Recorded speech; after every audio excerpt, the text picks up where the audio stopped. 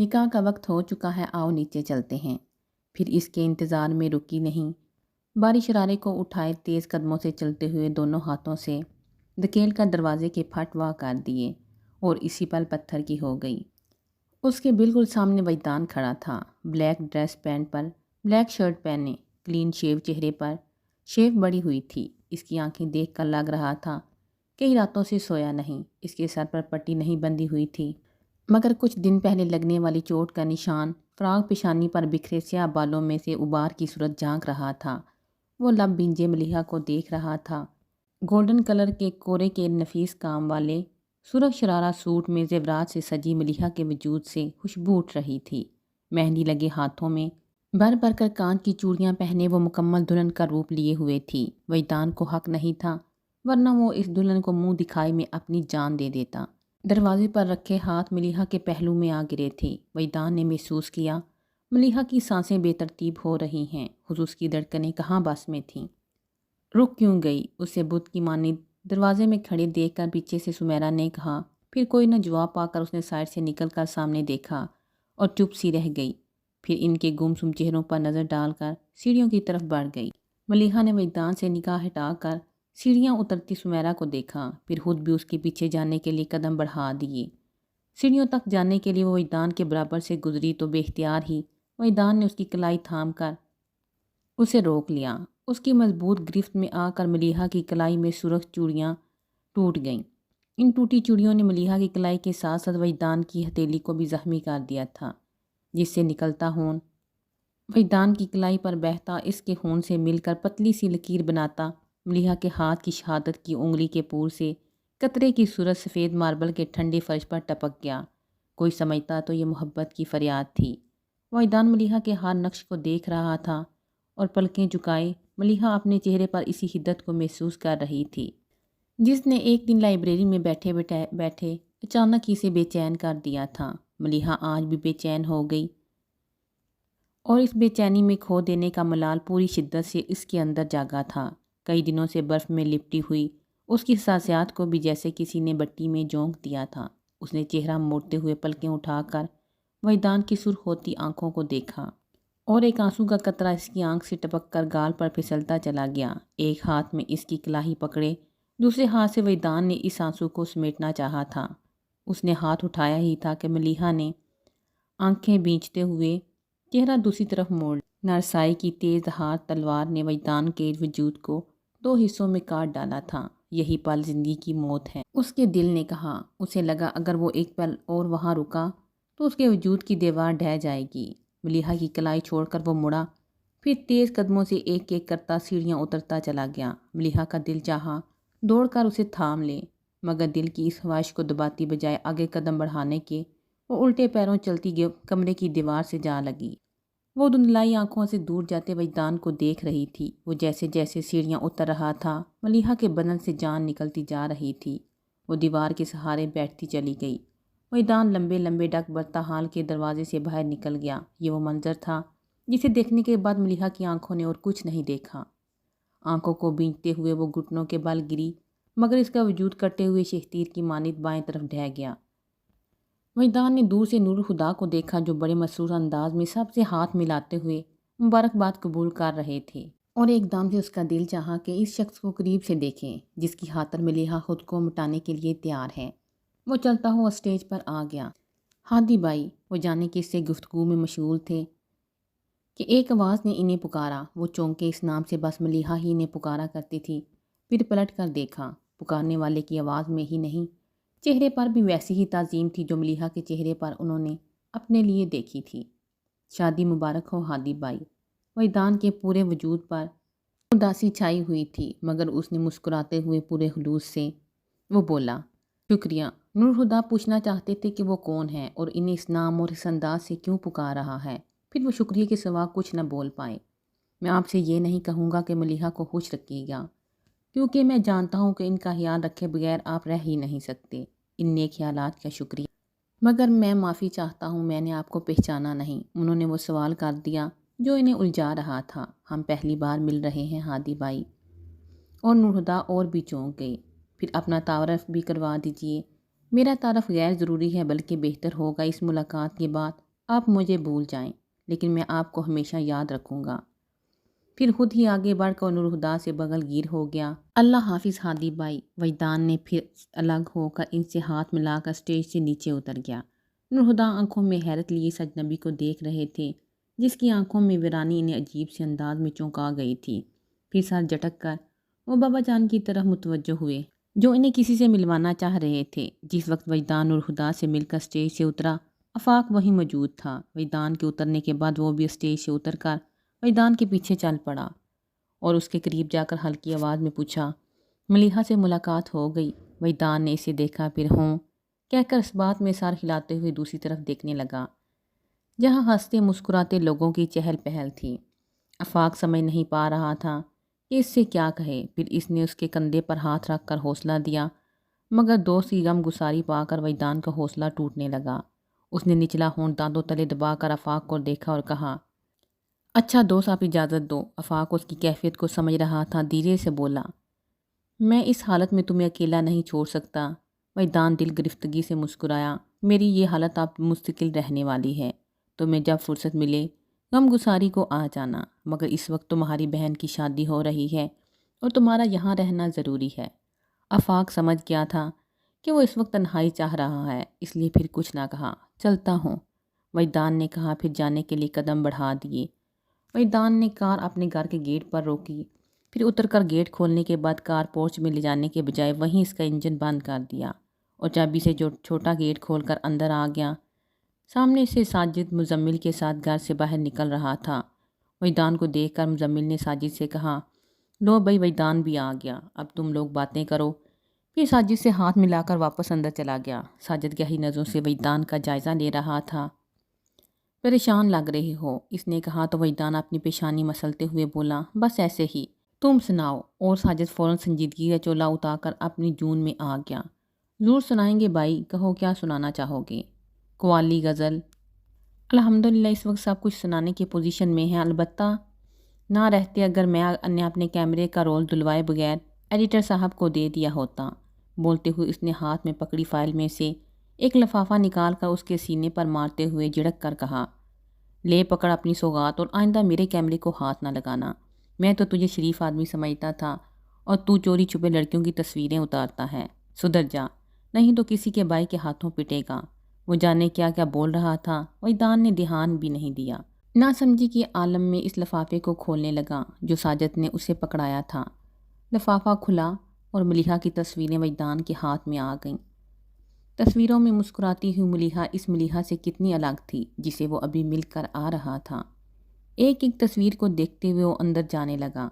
او بھائی میں یہاں کھڑا ہوں، اسے غائب دماغی کی کیفیت میں اندر جاتے دیکھ کر ساجد اپنی ناقدری پر چیخا۔ وجدان سست رفتاری سے چلتا لاؤنج میں آ گیا جہاں روز کی طرح سب موجود تھے اور چائے پی رہے تھے، لیکن وجدان نے کسی کی طرف دیکھا بھی نہیں اور اپنے کمرے میں جانے کے لیے سیڑھیوں کی طرف بڑھ گیا۔ مصطفیٰ عظیم خاموشی سے اسے جاتے ہوئے دیکھ رہے تھے۔ سمیرہ مہمانوں کے درمیان مگر اس رخ سے بیٹھی تھی کہ کوئی بھی اگلے دروازے یا پچھلے لان کی طرف جاتا تو فوراً اس کی نظر میں آ جاتا۔ اس نے وجدان کو آتے دیکھا تو ملیحہ کے پاس جانے کے خیال سے کھڑی ہو گئی، لیکن پھر وجدان کو نور ہدا کے پاس جاتے دیکھ کر رک گئی۔ کچھ سیکنڈ کے بعد وہ اسٹیج سے اترا، اس کے پیچھے آفاق بھی اسٹیج سے اتر گیا۔ پھر دونوں میں مختصر سی بات چیت ہوئی۔ وجدان چلا گیا تو سمیرہ نے مایوسی سے جھٹک دیا۔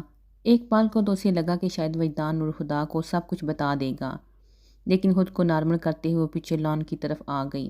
اس نے ابروزی دروازے کی چوکھٹ پر قدم رکھا ہی تھا کہ اوپر زینے پر کمرے کے دروازے کے سامنے بے ہوش پڑی ملیحہ پر اس کی نظر ٹھہر گئی۔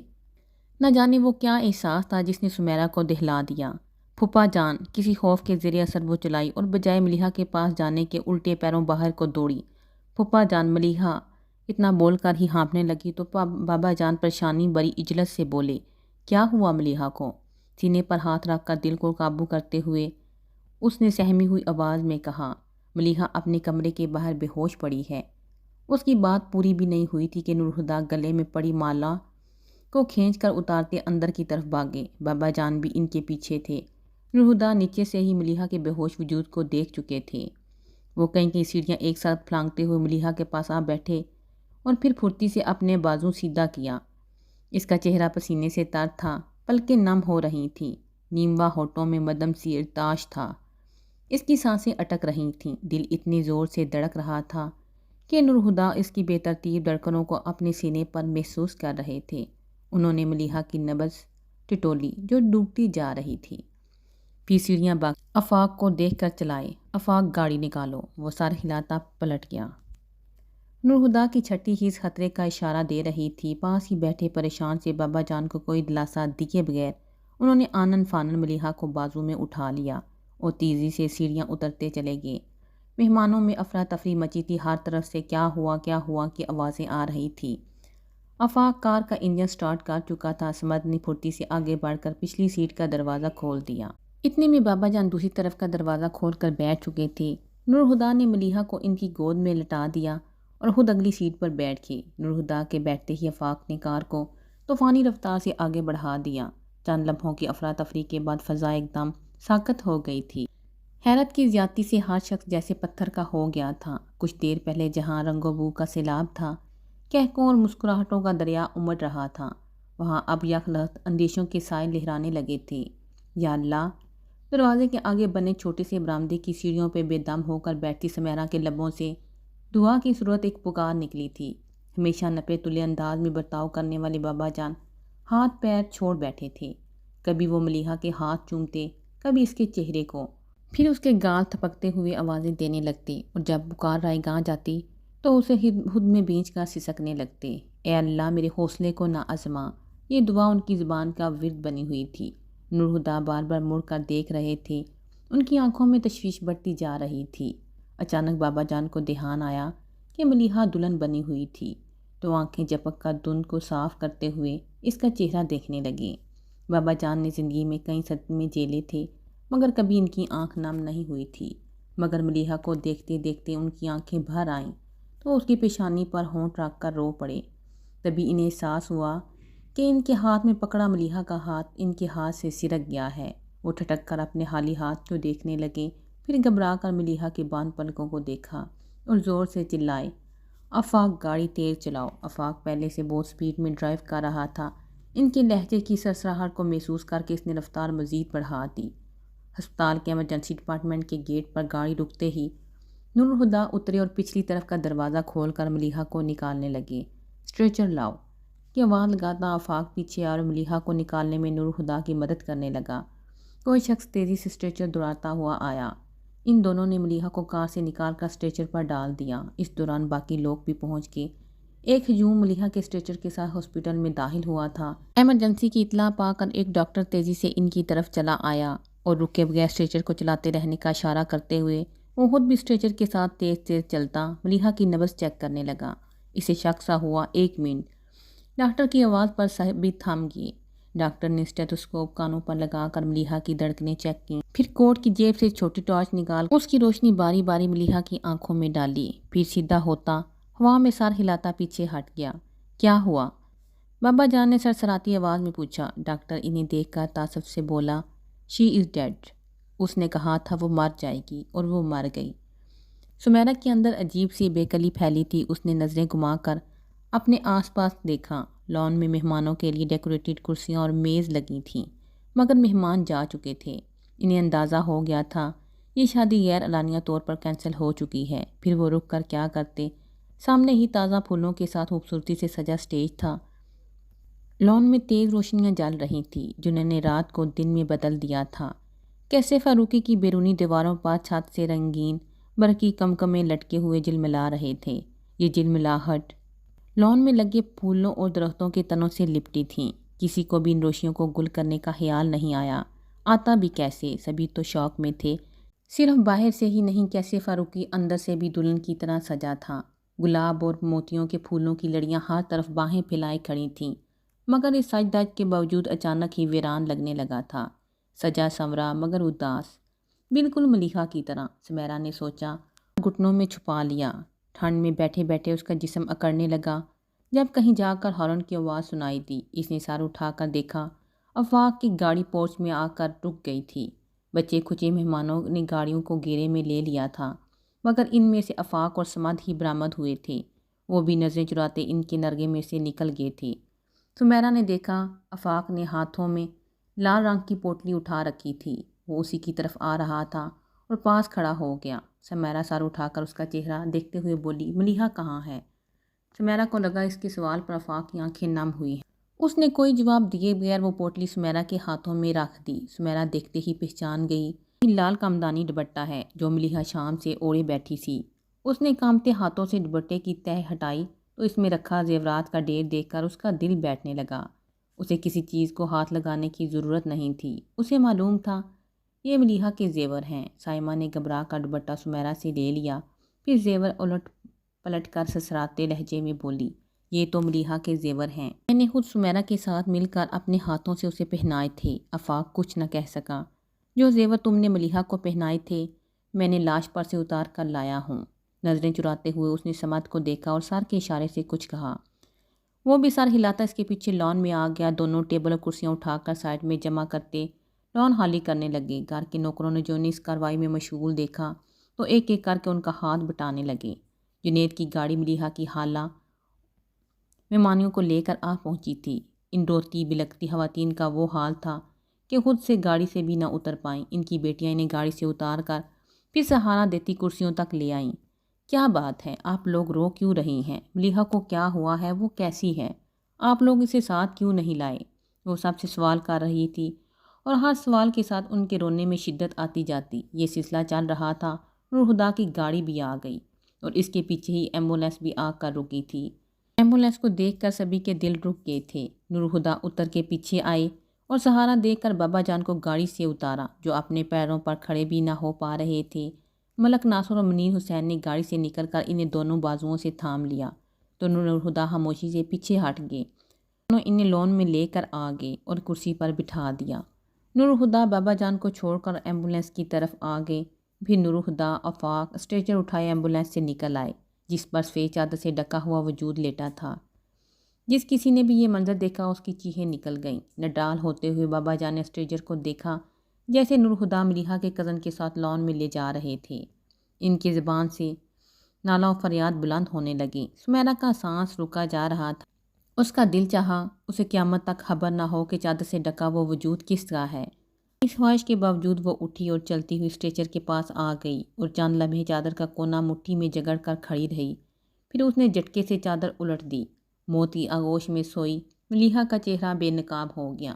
سمیرا اسٹریچر کے پاس گر پڑی۔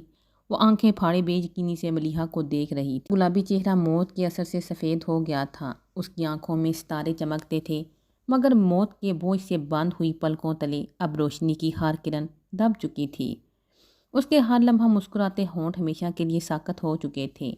روح جسم کا ساتھ چھوڑ چکی تھی مگر اس کے ہاتھوں سے مہندی کی خوشبو اب بھی آ رہی تھی۔ اس نے ملیحہ کے ہاتھ کی پشت کو ذرا سا چھوا تو ملیحہ کی کلائی میں چوڑیاں چھن گئیں۔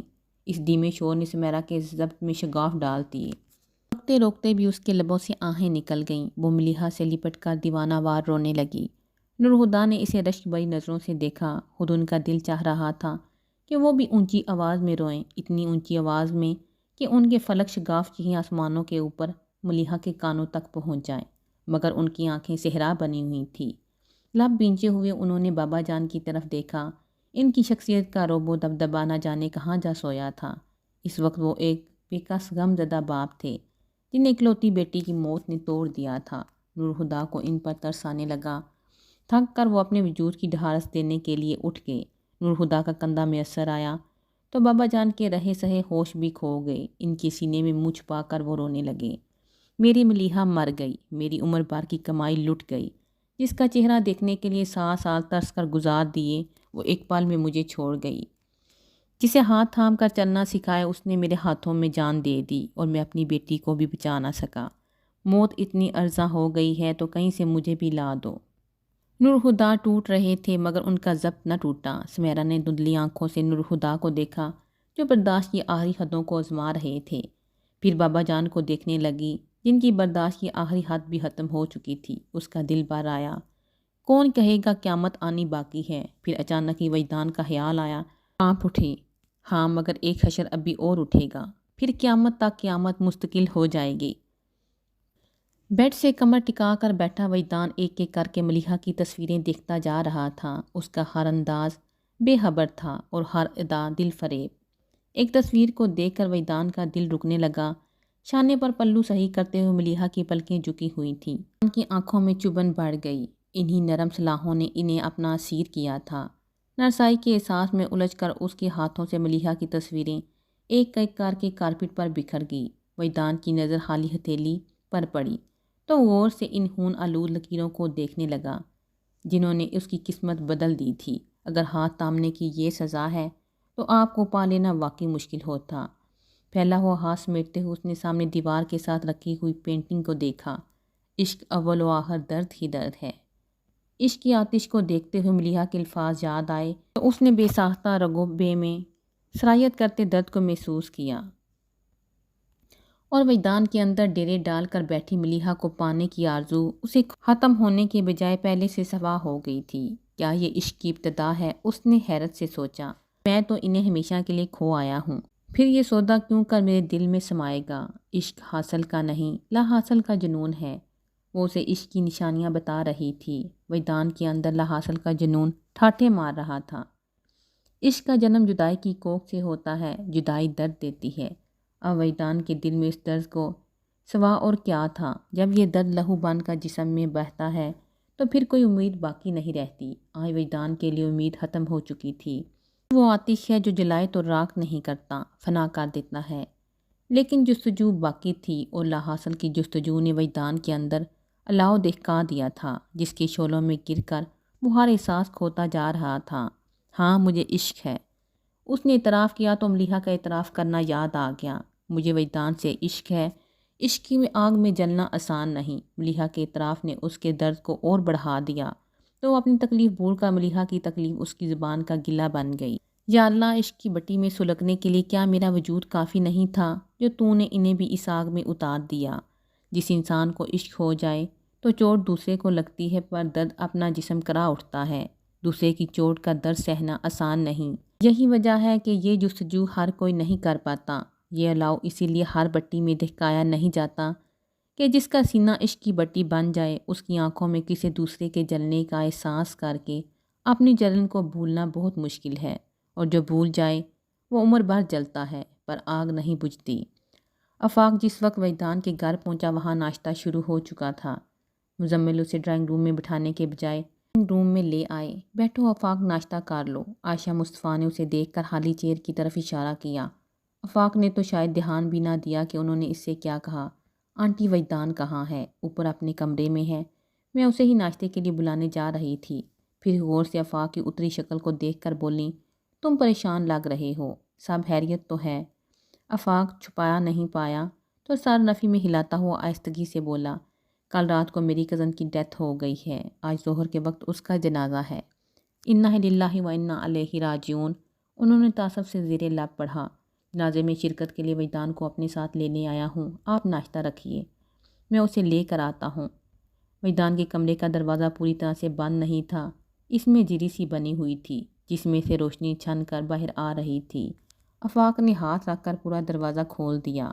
وہ بیڈ سے سر ٹکائے کارپٹ پر بیٹھا چھت کو گور رہا تھا۔ ملیحہ کی تصویریں اس کے گرد بکھری پڑی تھیں۔ آفاق جانتا تھا وجدان کو ملیحہ کے مرنے کی خبر دینا دنیا کا سب سے مشکل کام ہو سکتا ہے، مگر پھر بھی وہ حوصلہ کرتا یہاں تک چلا آیا تھا۔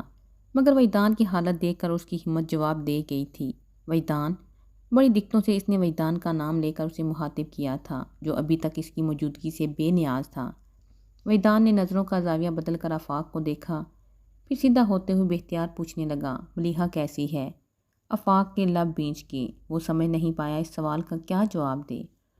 پھر اسے یہی بہتر لگا کہ اس کے سوال کو نظر انداز کر دے۔ اٹھ کر تیار ہو جاؤ وجدان، تمہیں میرے ساتھ چلنا ہے۔ کہاں؟ اگر کہیں وجدان نے اپنے سوال کے نظر انداز ہونے کو محسوس بھی کیا تھا تو جتایا نہیں۔ تم چلو تو یہ بھی پتہ چل جائے گا، مجھے ساتھ لے جانا ضروری ہے۔ آفاق سمجھ رہا تھا وہ کمرے سے باہر نہیں جانا چاہتا، اس لیے ٹال مٹول کر رہا ہے، مگر اس کی ایسی حالت تھی کہ وجدان کا خیال کیے بغیر جھنجھلا گیا۔ ضروری نہ ہوتا تو تمہیں لینے نہیں آتا، اور اب مزید کوئی سوال مت کرنا، میں بہت پریشان ہوں۔ پھر وجدان نے کوئی سوال نہیں کیا اور اسی طرح چلنے کو تیار ہو گیا۔ آفاق ڈرائیو کرتے ہوئے خود میں اتنی ہمت جمع کرتا رہا جسے وہ وجدان کو خبر کر سکے۔ مگر الفاظ ہی نہیں مل پائے جن سے وہ اسے ملیحہ کے مرنے کی خبر سناتا۔ وجدان نے بھی کوئی سوال نہیں کیا، گردن جھکائے اپنا ہاتھوں کو دیکھتا رہا، چپ بیٹھا رہا۔ گاڑی رک چکی تھی۔ وجدان نے کار کا رکنا محسوس کر کے باہر دیکھا تو چونک گیا۔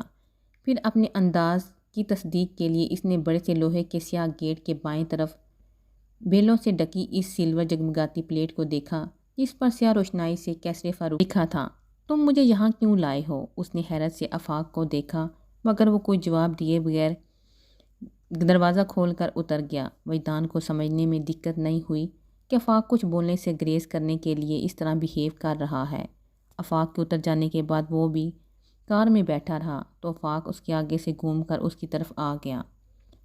اس کے لیے دروازہ کھول دیا۔ وجدان نے دیکھا وہ اس کی طرف دیکھنے سے گریز کر رہا ہے۔ آنکھوں میں الجھن لیے وہ اتر گیا۔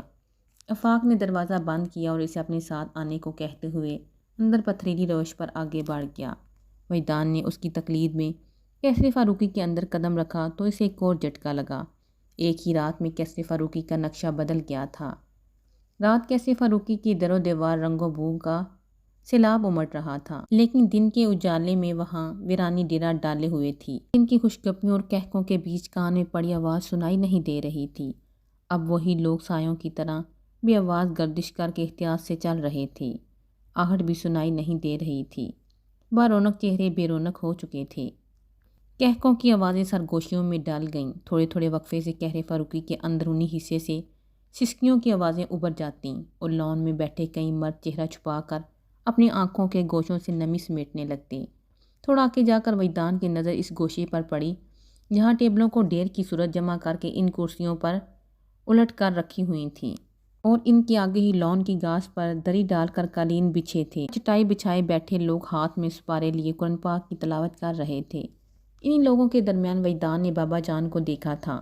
رات کو وجدان نے جب انہیں دیکھا تھا تو وہ سر اٹھائے بڑی شان سے نور خدا کے لیے اسٹیج کی طرف جا رہے تھے۔ ان کے قدموں کی دمک محسوس کی جانے والے تھی۔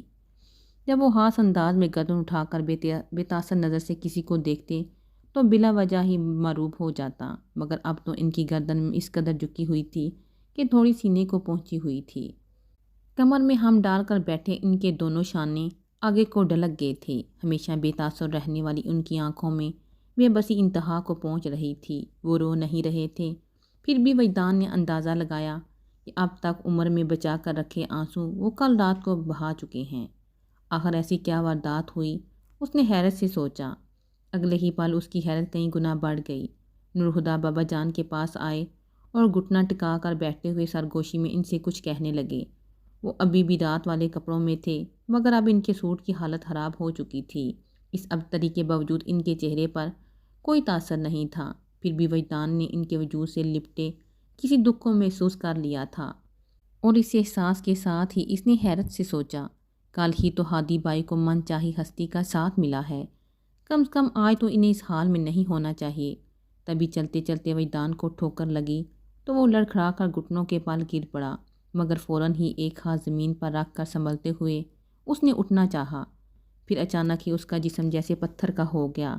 سنبھل کر اٹھتے ہوئے اس نے سامنے دیکھا تو اس کی نظر چارپائی پر سفید کفن میں لپٹی ملیحہ کے بے جان چہرے پر پڑی تھی۔ وہ پتھر کیسے نہ ہوتا؟ اس نے زور لگا کر سینے میں اٹکے سانس کو اندر کھینچا تو اس پر کھانسی کا دورہ پڑ گیا۔ کھانستے کھانستے اپنے بازوؤں پر کسی کا ہاتھ محسوس کر کے اس نے گردن موڑ کر دیکھا تو آفاق اس کے پاس تھا۔ آفاق آہستگی سے کہنے لگا، کل تمہارے جانے کے بعد اچانک ہی ملیحہ کی حالت بگڑ گئی اور وہ بے ہوش ہو گئی تھی۔ ہم اسے فوراً ہی ہسپتال لے کر گئے تھے، لیکن اس نے راستے میں ہی دم توڑ دیا۔ اب وہ کھانس نہیں رہا تھا، بلکہ یوں آفاق کو دیکھ رہا تھا جیسے اس کی زبان سے نکلے لفظ اس کے لیے نامانوس ہوں۔ آفاق نے اس کا چہرہ دیکھا، پھر اپنے بازو اس کے کندھوں پر پھیلا کر دوسرے ہاتھ سے اس کا ہاتھ تھامتے ہوئے ٹھہر ٹھہر کر بہت واضح الفاظ میں بولا، ملیحہ مر چکی ہے وجدان۔ اور اسی پل اسی دن وجدان بھی مر گیا۔ بھائی صاحب، جنازے کا وقت ہو رہا ہے، اب میت اٹھانے کی اجازت دے دیجیے۔ بس ایک منیر حسین ہی تھے جو نہ جانے کیسے خود کو سنبھالے ہوئے تھے۔ باقی بڑے ماموں کی حالت بھی بابا جان سے مختلف نہیں تھی۔ بابا جان کا ضبط چور چور ہو گیا۔ میری بیٹی کو مجھ سے جدا نہ کرو منیر حسین۔ بیٹی تو کب کی جدا ہوگی صاحب، اب تو بس خاک کا پتلا بچا ہے جسے خاک میں لوٹنا ہے۔ انہوں نے ایک ٹھنڈی سانس بھر کر کہا۔ عورتیں لاؤنج کے کارپٹ پر چٹائیاں بچھائے سپارے پڑھ رہی تھیں۔ آفاق نے صوفے کے پاس رک کر آہستہ سے سمیرا کو آواز دی، تم سب آ کر آخری بار ملیحہ کا چہرہ دیکھ لو، پھر تھوڑی دیر بعد اسے مسجد لے جائیں گے۔ اس کی آنکھیں جھلکنے کو بےتاب ہوئیں، مگر وہ پلکیں جھپک کر آنسوؤں کا راستہ روکتی سر ہلا کر واپس پلٹ گئی۔ جنازے کو تو اٹھنا ہی تھا، مگر وہ اٹھ رہا ہے یہ سن کر گہرام مچ گیا۔ ملیحہ کو زندگی میں سکون نہ ملا، لیکن مر کر اس کے چہرے پر سکون ہی سکون تھا۔ وجدان نے سر اٹھا کر نور الہدیٰ کو دیکھا، جو اچانک ہی بہت بے چین سے ہو گئے تھے۔ اگر وہ اتنے بدقسمت نہ ہوتے تو آج کا دن ان کی زندگی کا سب سے خوبصورت دن ہوتا، مگر میں نے ایک دعا بھی کی تھی، میری خوشی کی خاطر اپنا دکھ سہنے کا حوصلہ رکھنے والے کو کبھی دکھ نہ ملے۔ میں ان کا ساتھ چھوڑنے کا حوصلہ کہاں سے لاؤں جو مجھے ساتھ چھوڑ کر جانے کی اجازت دے رہا ہے۔ الفاظ جو ایک پل کے لیے وجدان کی سماعتوں کا پیچھا نہ چھوڑتے تھے اس کی ذہن میں گونج گئے، تو بے اختیار وہ ملیحہ سے گلہ کرنے لگا۔ آپ نے تو اپنی ہی دعا کا برم نہیں رکھا، ہادی بائی کا ساتھ کیا نبھاتی؟ اس نے ابھی تک دل میں جھانک کر دیکھا نہیں تھا کہ وہاں کتنی تباہی پھیلی ہے، اور آیا کچھ بچا بھی ہے کہ نہیں۔ وہ نور الہدیٰ کو سوچ رہا تھا، کیونکہ ملیحہ نے نور الہدیٰ سے آگے کچھ سوچا نہیں تھا۔ آپ کی یہ ادا بہت ظالم ہے ملیحہ۔ کفن کی چادر سے جھانکتے ملیحہ کے چہرے کو دیکھا۔ کل جدائی کا حکم سنایا تھا اور آج ہادی بائی سے جدا ہو گئیں۔ آپ کو نہ مجھ پر ترس آیا نہ ہادی بائی پر۔ وجدان کی آنکھیں نم ہو گئیں تو ملیحہ کا چہرہ اس کی نظروں میں دھندلا گیا، اس خیال سے کہ آج آخری بار اس کی نظریں ملیحہ کو چھو رہی ہیں۔ اب یہ نظارہ آنکھوں کو پھر نظر نہیں آئے گا۔ کاش وہ کہیں سے آ جائیں، ایک بار سہی، آخری بار سہی، میں اسے جی بھر کے دیکھ تو لوں۔ اب ایک عمر اس کے بغیر گزارنی ہے، کوئی تو سہارا ہو۔ ملیحہ کو جی بھر کر دیکھنے کی خواہش پر اس کے دان سے کہے آخری الفاظ وجدان کو یاد آ کر بے چین کر گئے۔